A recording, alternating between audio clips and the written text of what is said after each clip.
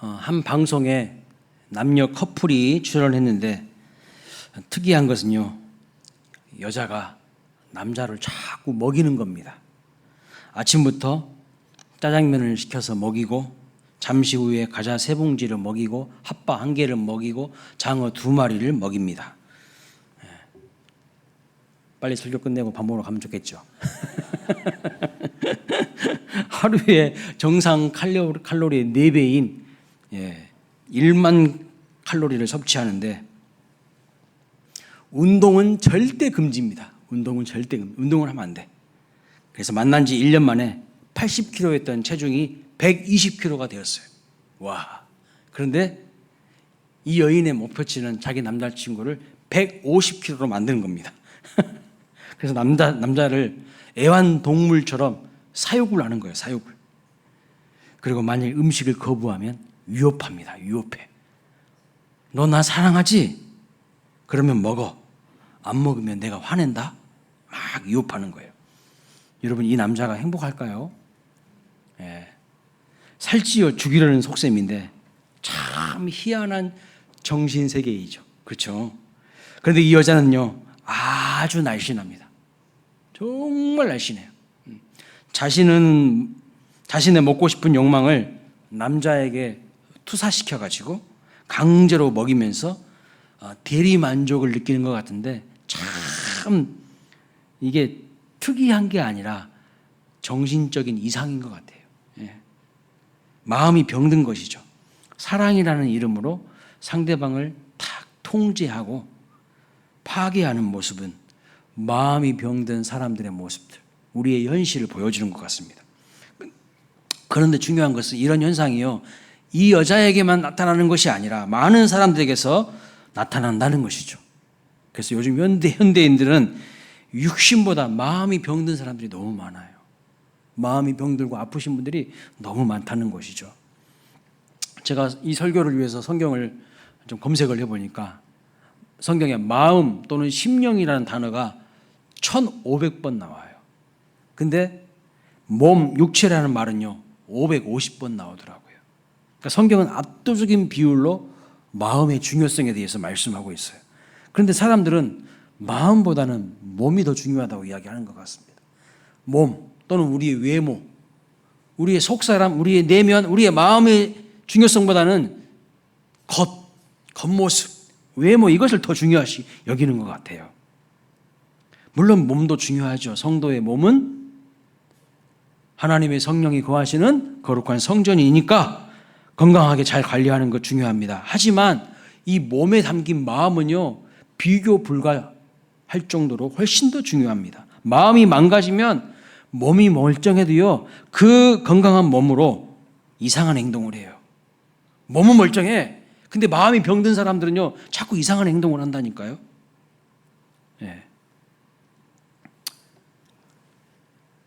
반면에 신체 장애가 있거나 몸이 아파도 마음이 건강하면 행복하고 의미 있는 삶을 살아갈 수가 있습니다. 강영우 박사를 아시죠? 시각 장애인입니다. 그런데 그분은 많은 장애인들을 돕고 섬기며 훌륭한 삶을 살았어요. 몸은 불편하지만 마음은 누구보다도 건강했어요. 육체의 장애보다 마음이 병들고 아픈 것이 더 무섭다는 것이죠. 그런데 마음이 병들고 아픈 원인을 사람들은 어디에서 찾습니까? 어디에서 찾습니까? 외부에서 많이 찾아요. 외부에서. 환경이나 사회 구조에서 많이 찾습니다. 왜 그럴까요? 자기가 책임을 지려고 하지 않기 때문입니다. 사회 환경 탓하고 사회 구조 탓을 합니다.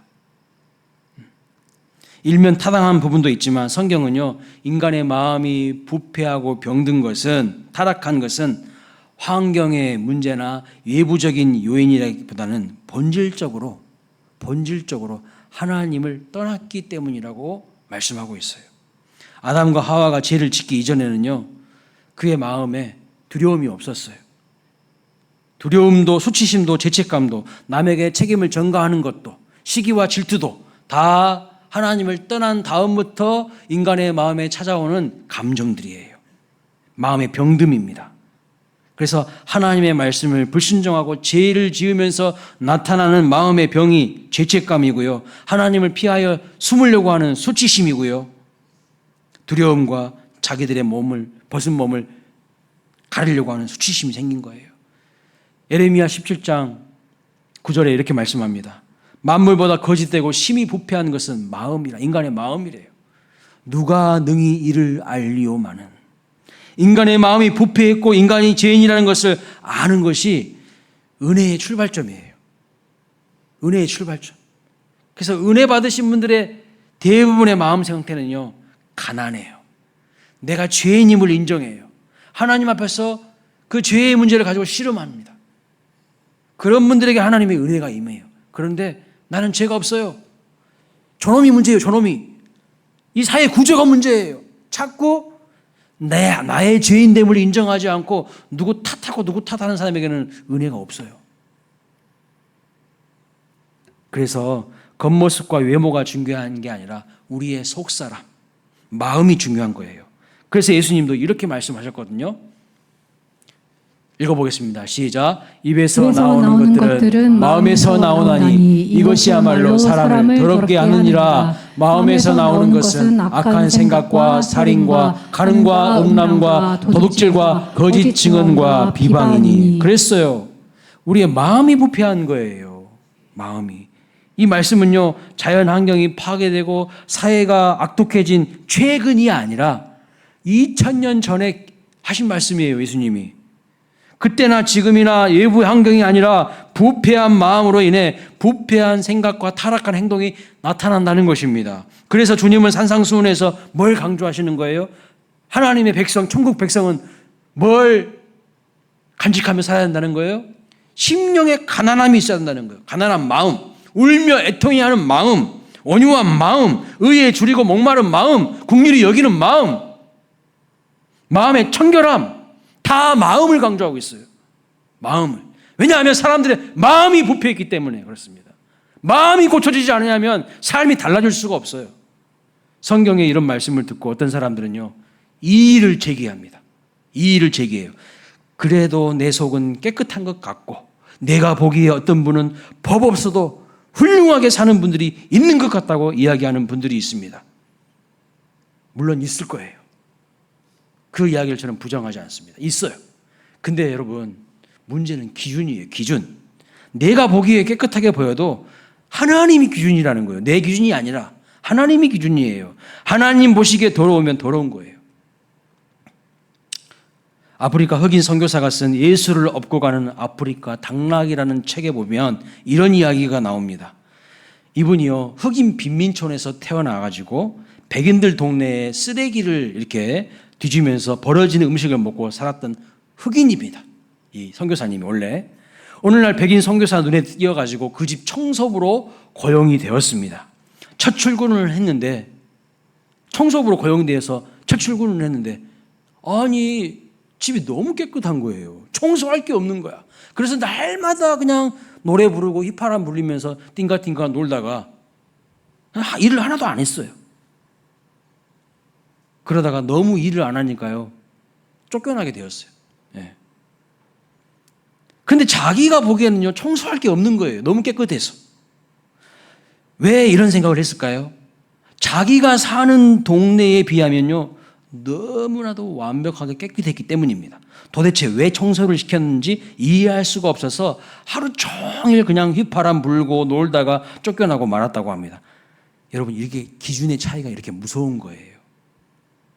흑인 빈민촌에서 살았던 사람의 기준으로 보기에 그 집은 너무나게 깨끗하게 보였지만 이 선교사님의 눈에는요, 집이 더러워서 사람을 고용한 거예요. 선교사님이 보는 눈하고 흑인 빈민촌에서 더러운 곳에 사는 사람의 눈하고는요, 완전히 달라. 기준이. 내 기준으로는 나는 깨끗하다고 볼지 모르지만요, 절대 선의 경지에 계신 하나님의 입장에서 보면요, 더러운 거예요. 더러운 거. 여러분, 여기 컵에 물이 있습니다. 여기 먹물 한 방울 딱 들어가면 이 물 먹습니까? 안 먹습니까? 안 먹어요. 왜요? 먹물 한 방울 들어가도 이미 오염된 것이기 때문에. 먹물 가득 부었어도 안 먹어요. 이미 오염된 것이기 때문에. 우리는요, 우리끼리 저거는 먹물 한 방울밖에 안 들어갔으니까 깨끗한 것이고 저거는 먹물 많이 들어갔으니까 더러운 것이고 우리끼리 도토리 기저귀 할지 모르지만 이미 하나님 입장에서 봤을 때는요 다 오염된 거예요. 다 죄인인 거야.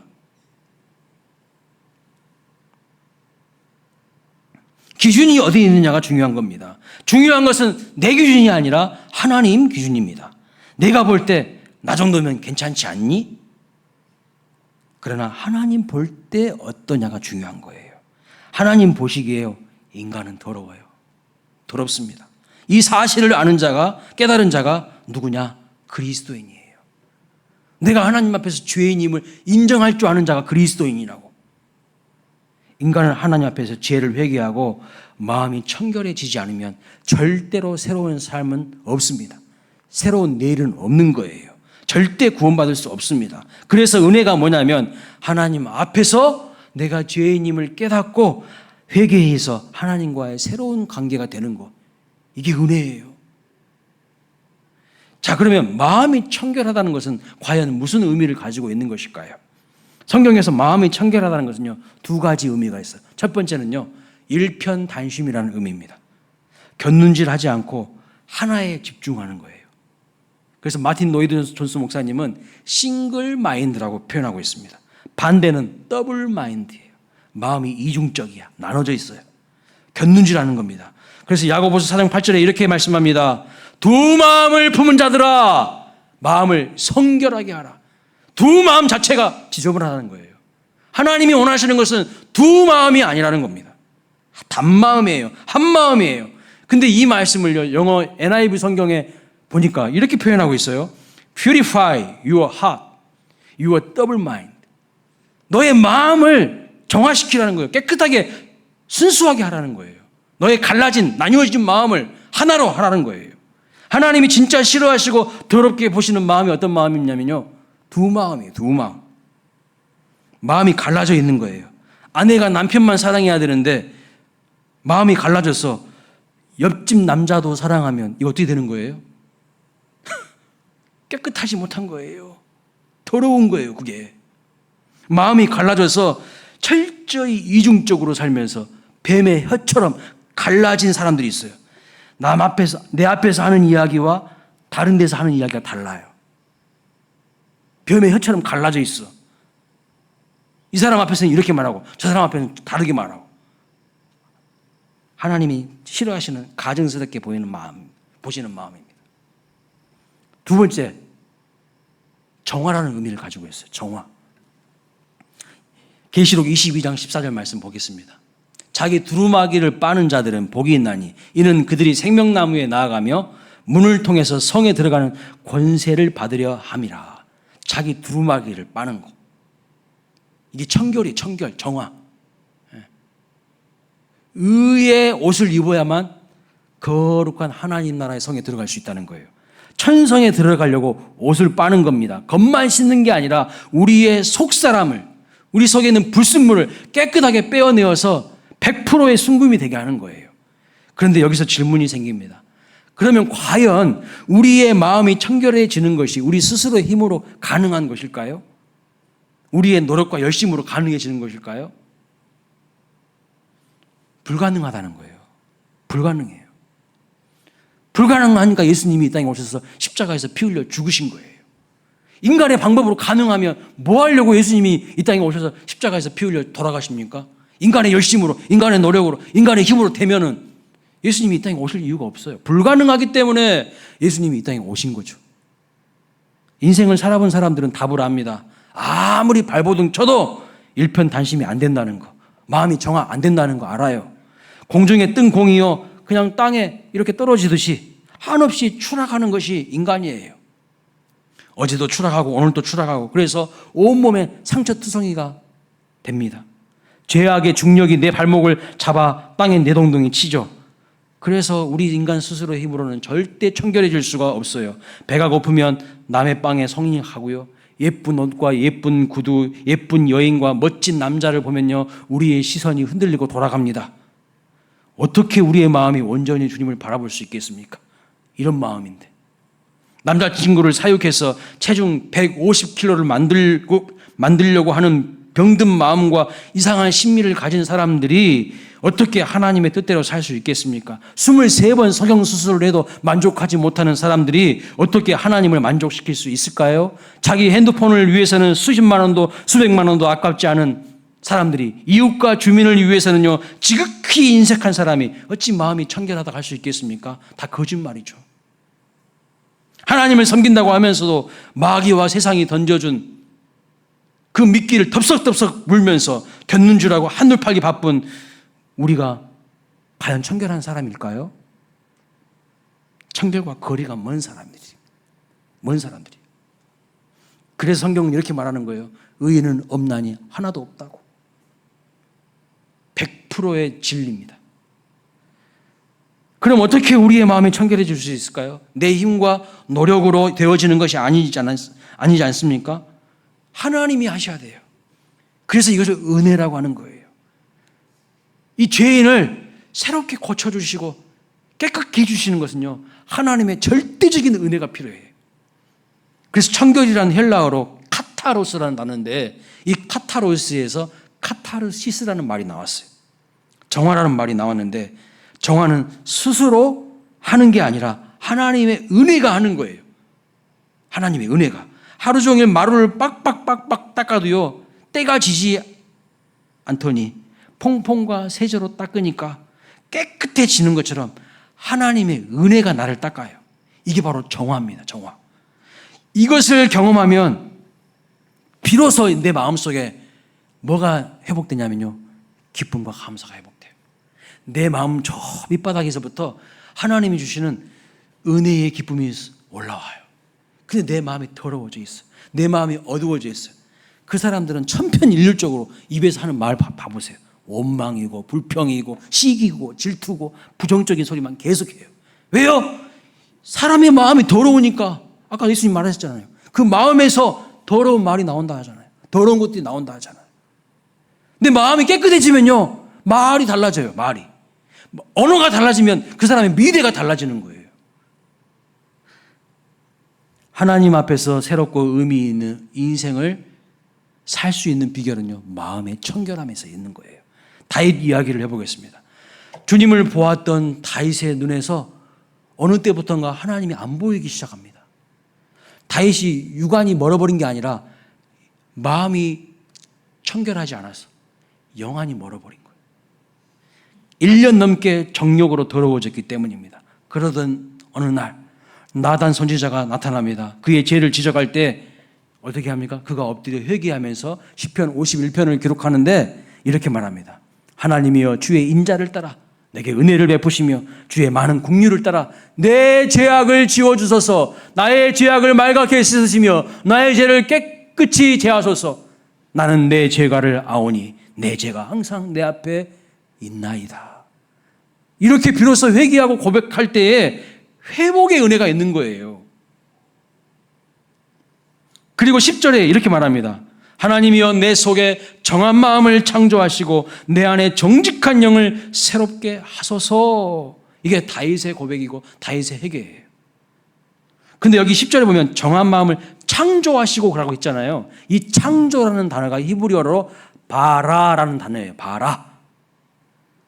창세기 1장 1절에 태초에 하나님이 천지를 창조하시니라 할 때 그 창조랑 똑같은 단어예요.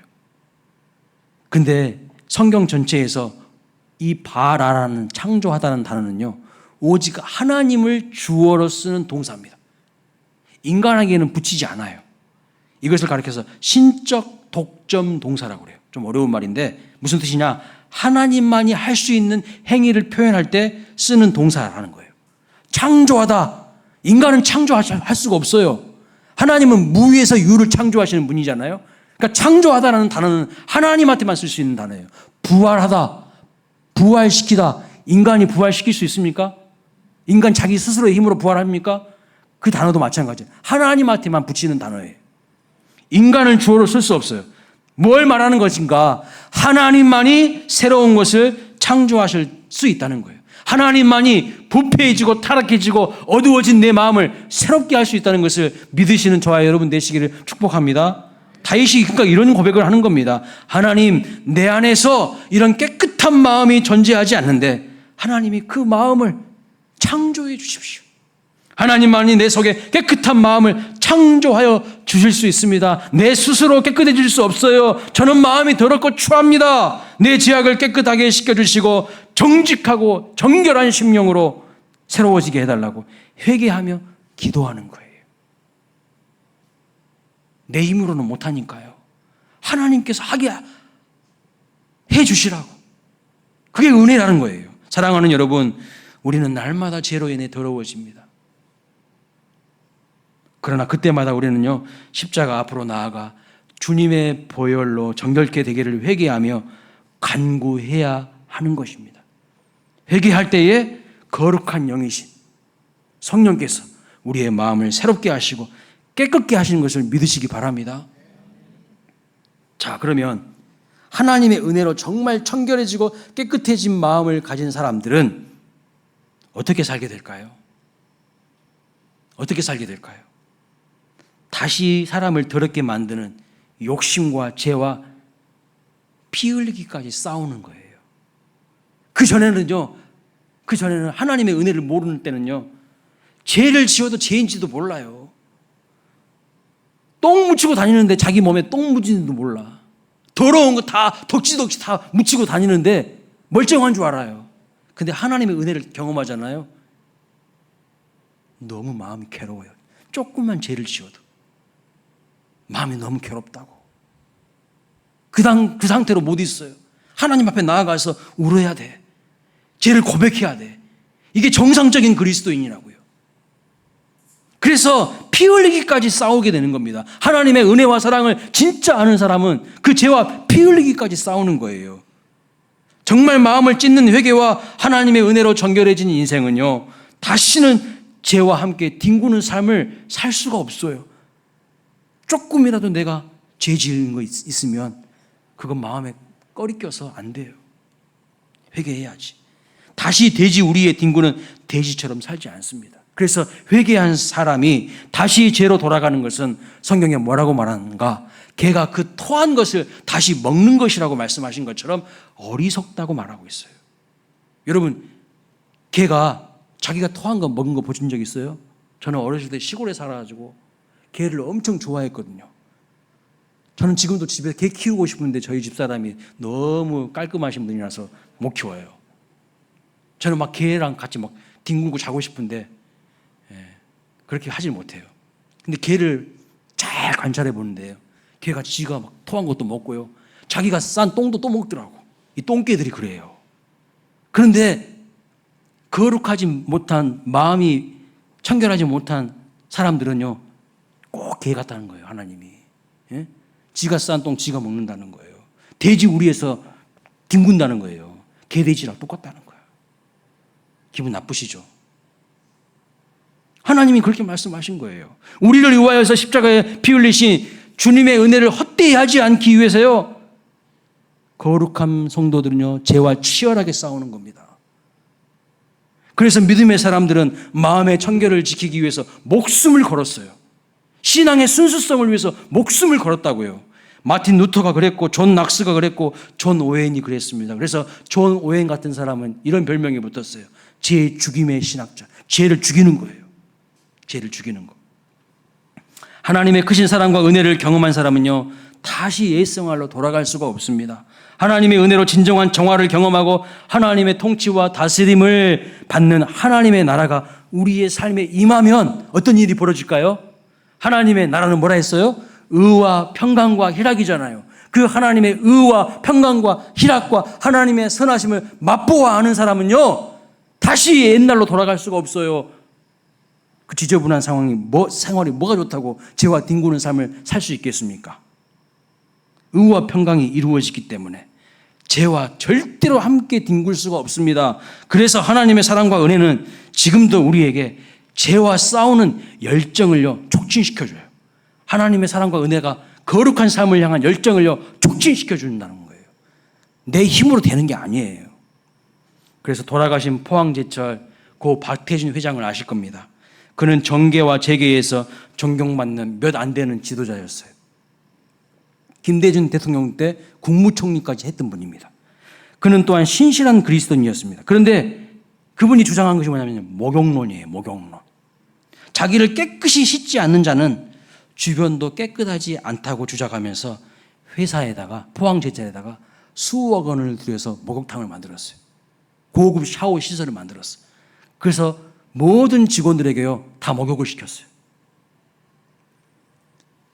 그래야 사원들이 돈의 포로가 안 되고 뇌물을 주고받지 않는 깨끗한 사원이 될 수 있다고 믿었기 때문입니다. 그리고 자기 자신도 깨끗한 성도로 살았는데 마지막 남은 자기 집 한 채도요 사회에 기부했어요. 그리고 마지막 죽음을 앞두고서는 자녀들에게 얹혀 살다가 삶을 마감했습니다. 뒷모습이 너무 아름다운 분이에요. 깨끗한 분이에요. 하나님의 은혜로 깨끗하게 됨을 경험한 사람입니다. 지금도 은혜는요 카타르시스와 정화를 만들고 거룩함과 청결함에 대한 열정을 촉진시키고 강화시키는 거예요. 그러면 여러분 하나님의 은혜로 거룩해지고 정결해진 사람은 어떻게 됩니까? 오늘 본문에 보니까 하나님을 본다고 그랬어요. 그럼 본다는 게 뭘까요? 우리의 눈으로 본다는 거예요? 하나님은 안 보여요, 여러분. 하나님이 영이십니다. 우리의 육안으로 볼 수가 없어요. 그러니까 자꾸 어떤 분들이 자기는 하나님 봤다, 하나님 어떤 형체를 봤다, 그러면요 여러분들은 의심해야 돼요. 그 이단일 가능성이 농후해요. 하나님은 안 보여야 정상이야. 하나님이 영이시기 때문에. 육안으로 형상을 볼 수 없다는, 하나님의 형상을 보게 된다는 뜻이 아닙니다. 육안으로. 영어로 본다는 것은 I see라는 말을 하고 있어요. I see. 무슨 말인가? 단순히 본다는 것도 있겠지만 인식한다, 이해한다 이런 의미를 가지고 있어요. 마음이 청결한 자는 하나님을 보게 된다는 뜻인데 하나님을 인식하게 된다는 말입니다. 예를 들어 보겠습니다. 요셉이라는 청년이 있었어요. 마음이 청결한 사람입니다. 그런데 성경 보니까 외모가 엄청 준수했어요. 잘생겼어. 일도 잘해. 성실해. 노예로 팔려왔는데 이 사람은 다른 노예들하고 완전히 달라. 다른 노예들은 맨날 절망감에, 좌절감에, 열등감에 인생 한탄이나 하면서 그렇게 사는데 이 청년은 외모도 잘생겼을 뿐만 아니라 일도 잘할 뿐만 아니라 성실하고 깨끗한 거야. 그러니까 여러분 그런 사람은 눈에 띄지 않습니까? 인지상정이잖아. 다 눈에 띄잖아요. 그러니까 보디발 장군의 아내가 주인 마님이요 요셉을 보면서 어느 순간부터 계속 윙크를 보내는 거야. 한번 윙크 해보세요. 윙크를 계속 보내는 거야. 그리고 막 추파를 던져. 계속 막 웃음을 던져. 그러더니 어느 날은 요셉 앞에서 옷을 벗어. 나랑 동침하자. 성적인 유혹을요 창세기 보니까 날마다 있다. 날마다. 어쩌다 한 번이 아니야. 날마다 성적으로 요셉을 유혹해버려. 그런데 여러분 요셉이 뭐라고 하는지 보십시오. 39장 9절. 내가 어찌 이 큰 악을 행하여 누구께? 하나님께 죄를 지으리까. 보디발의 아내는요 하나님이 안 보여. 마음이 더럽고 어둡거든. 안 보여. 근데 마음이 깨끗한 청년인 요셉의 눈에는 누가 인식이 되는 거예요? 누가 보이는 거예요? 보디발 장군의 아내는 보지 못하는 그 하나님을 요셉은 보고 있는 거예요. 그러니까 내가 이 하나님 앞에서 어떻게 죄를 지을 수 있습니까? 많은 사람들이요 물질에 마음이 어두워져 있어요. 성에 마음이 어두워져 있어요. 세상 것에 마음이 어두워져 있어요. 아나니아 삽비라가 왜 그 자리에서 죽습니까? 돈에 마음이 어두워져서 정직하지 않았잖아요. 아간이 왜 죽임을 당합니까? 하나님 전리품 취하지 말라 했는데 그거 몰래 자기가 다 숨겨놓잖아. 물질의 마음이 어두워진 거예요. 요셉은 지금 누구를 보고 있는 거예요? 하나님 보고 있는 겁니다. 하나님을 의식하고 있는 겁니다. 요셉의 눈에는요 시퍼렇게 하나님이 계시는데 자기를 바라보고 계시는 그 하나님이 인식이 되는 거예요. 왜냐하면 요셉은 마음이 청결한 자이기 때문입니다. 한 사막 여행가가 탄식을 했어요. 왜냐하면 서울 하늘에 별이 다 사라졌다고 탄식을 했어요. 한때 사막 여행을 하다가 밤이 되어서 모래 위에 벌러덩 누웠습니다. 근데 모래가 낮 동안 얼마나 그 강렬한 태양에 달고 졌는지 모래 위에 딱 누웠는데 따뜻한 거예요. 따뜻해. 따뜻한 모래 위에 누워서 밤하늘을 쳐다보는데 하늘의 별이요 그냥 꽉 차 있어요. 너무너무 초롱초롱한 별들이 많은 겁니다. 순간 그 별들을 보면서 가슴이 먹먹해지더니 눈물이 쭉 흐르더랍니다. 여러분, 하나님의 아름다우심을 보잖아요. 그러면요 감탄사가 터져요. 눈물이 터진다고. 반짝이는 별들이 눈꽃처럼 하늘에 이렇게 가득한데 큰 별은 막 자기 눈앞에서 소금방울처럼 이렇게 크게 보였다고 합니다. 창조주 하나님이 여기 잘 왔다고 나를 환영해 주는 등불을 켜서 하늘에 그냥 별을 이렇게 달아놓은 것처럼 느껴졌다고 합니다. 그리고 나서 이제 한국에 돌아왔는데 서울의 하늘에는요 별들이 다 사라지고 없는 거예요. 별이 없는 것이 아니라 그런데 오염된 먼지, 스모그가 별들을 다 가려서 못 보게 된 것입니다. 그런데 그가 탄식하면서 이렇게 말합니다. 이렇게요. 그게 어디 서울 하늘뿐이겠는가? 우리 마음도 마찬가지지. 왜 하나님을 못 볼까요? 내 마음이 더러워져 있어요.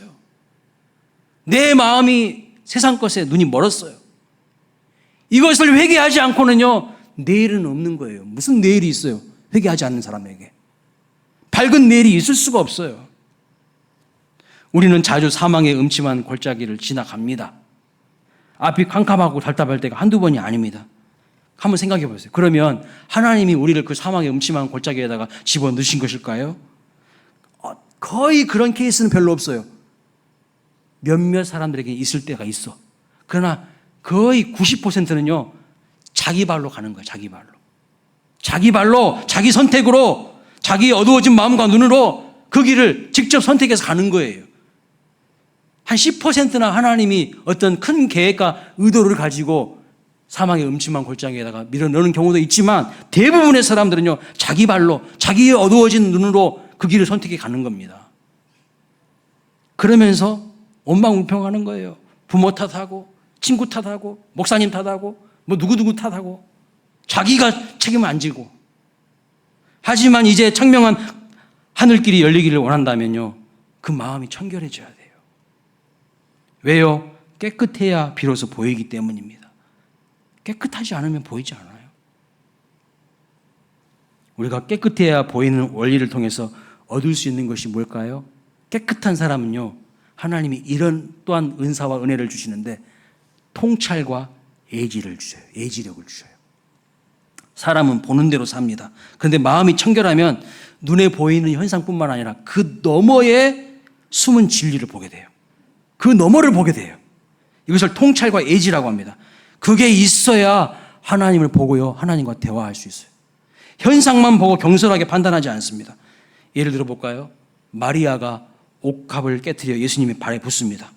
제자들이 막 책망해요. 뭐라고 합니까? 아니 왜 1년 연봉을 이런 식으로 낭비하냐고. 300데나리온은요 그 당시 1년 연봉이에요. 왜 이 큰 돈으로 가난한 자를 도와주지? 왜 허비하고 난리야? 그렇게 이야기했어요. 왜 이런 무식한 소리를 할까요? 왜 이렇게 무식한 소리를 할까요? 예수님이 누구인지 보지 못하기 때문이에요. 눈이 멀어서 예수님이 누군지 못 보기 때문이에요. 안 보이는 겁니다. 돈에 눈이 가려워져 있기 때문입니다. 뭐예요? 통찰의 부재예요. 예수님 옆자리를 놓고 또 제자들이 막 싸웁니다. 요한과 야고보의 어머니는요 자리까지 청탁합니다. 왜 이렇게 어리석은 짓을 하죠? 하나님 나라에 대한 통찰과 예지가 없기 때문입니다. 하나님의 나라가 어떤 곳인지 알지 못하는 무지의 소치예요. 모세는요 떨기나무 불꽃에 스스로 계시는 하나님을 봅니다. 현상 뒤를 보는 통찰이 있어요. 다른 사람들은 나무에 불 붙었네? 그냥 그러고 넘어갔을 텐데 모세는요 그 불 붙은 가시떨기 나무 위에서 계시는 하나님을 본 거예요. 예굽의 노예들을 하늘의 군대로 부르신 주의 섭리를 예지합니다. 그러니까 통찰과 예지의 주인공이 모세예요. 반면에 백성들은 어떻습니까? 불순종의 백성들은요 광야에서 땅이 갈라져 죽고 불에 타서 죽습니다. 왜요? 가나안 땅에 대한 통찰이 없기 때문에, 가나안 땅에 대한 통찰이 없기 때문에, 청결한 마음으로 얻는 통찰이 없어요. 그것은요, 사냐 죽느냐를 결정하는 중요한 열쇠라는 거예요. 우리는 어떻습니까? 마음이 깨끗하지 못하고 어두워져 있으면 하나님을 볼 수 없고 인생이 항상 지치고 어둡고 무질서하고 혼란합니다. 그러나 마음이 청결한 자는 하나님이 주시는 통찰과 예지로 뭘 보죠? 고난 너머의 축복을 보는 거예요. 고난 너머의 축복이 있다는 것을 알고 그 인생의 광야를요 통과하게 되는 거예요. 에스키모인들이 여러분 늑대를 어떻게 사냥하는지 아세요? 에스키모인들이 눈 덮인 설국에서 늑대 사냥이 쉬운 일이 아닙니다. 방법이 있어요. 날카로운 양날의 칼에다가 짐승의 피를 딱 묻혀놔요. 그리고 손잡이를요 얼음에다 박아놓습니다. 잔뜩 피를 머금고 있는 이 날카로운 칼, 근데 피 냄새가 막 진동하는 거예요. 그래서 늑대가요 그 피 냄새를 맡고 찾아와서 그 칼을요 핥아요. 혀로 막 핥아 피 맛을 즐깁니다. 그러나 잠시 후에 이 늑대의 혀가 다 찢겨지는 거예요. 근데 자기 피가 나오는 거 아니에요? 근데 자기 피를 또 핥아요. 그러다가 피를 다 썩고 죽는 거예요. 늑대는요 칼날 뒤에 숨겨져 있는 숨은 덫을 몰라요. 왜 모를까요? 본능이 통찰을 앞서고 있어요. 자기 본능이 통찰을 앞선 비극입니다. 우리도 늑대처럼 본능을 따라 살면요 앞날을 보지 못하고 죽어갈 수가 있다는 걸 알아야 돼요. 마음이 청결하지 않으면 못 봐요. 못 봐. 치명적인 어려움을 당할 수 있다는 것을 기억해야 한다는 겁니다. 마음이 청결한 자에게 주시는 게 뭐예요? 통찰력과 예지력을 주셔요. 그래서 마음이 청결하여 하나님을 자신의 목자라고 불렀던 다윗은요 어떻게 되었습니까? 천대를 받고 멸시를 받았지만 그 모든 역경과 고난을 이기고 이스라엘의 왕으로 하나님이 권위의 이 옷을 입혀주신 것을 볼 수 있어요. 물론 다윗도 죄 지었죠. 밧세바를 범하는 죄를 지었죠. 그러나 그것을 어떻게 합니까? 철저히 하나님 앞에 회개하잖아요. 눈물로 칭송을 적시면서 내 안에 정직한 영을 창조해달라고, 새롭게 해달라고 하나님 앞에 부르짖고 기도하잖아요.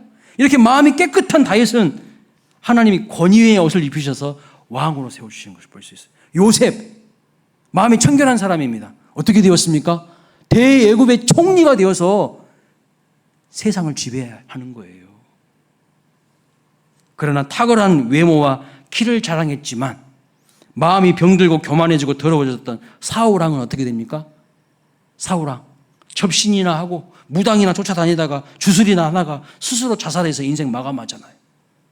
마음이 더럽고 지저분하고 병든 사람은요 자기 스스로 지옥길로 가는 거예요. 자기 스스로 간다고.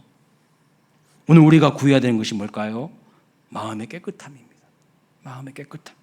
깨끗한 마음으로 온전히 하나님을 바라봄으로 하나님 앞에서 살아가시는 복된 인생이 되시기를 주님의 이름으로 축복합니다. 그래서 우리가 구해야 될 게 뭐예요? 하나님 돈 주세요, 돈 주세요. 좀 이런 유치한 기도 하지 마시고요. 하나님, 내가 하나님 볼 수 있도록 내 마음에 청결함을 주십시오. 내 마음의 깨끗함을 회복시켜 주십시오. 내 안에 정직한 영을 회복시켜 달라고. 그러면요 하나님이 구하지 않는 것도 다 주셔요. 다 주신다고. 하나님을 구하세요. 하나님을. 하나님이 내 안에 충만해지길 기도하세요. 그 하나님 안에 다 있어요. 근데 우리는 그것은 안 구하고 엉뚱한 것만 구하고 있어요. 마음이 청결한 자가 되어서 하나님을 보시는 은혜가 넘치시기를 주님의 이름으로 축원합니다. 마음이 청결한 자가 되어서 통찰과 예지로 고난 너머의 축복을 바라보시고 하나님의 나라를 꿈꾸시기를 축원합니다. 인생의 광야길을 걷고 계십니까? 우리에게 필요한 것이 뭔지 아세요? 그 광야 너머에 하나님의 축복이 기다리고 있다는 것을 볼 수 있는 눈이 필요해요.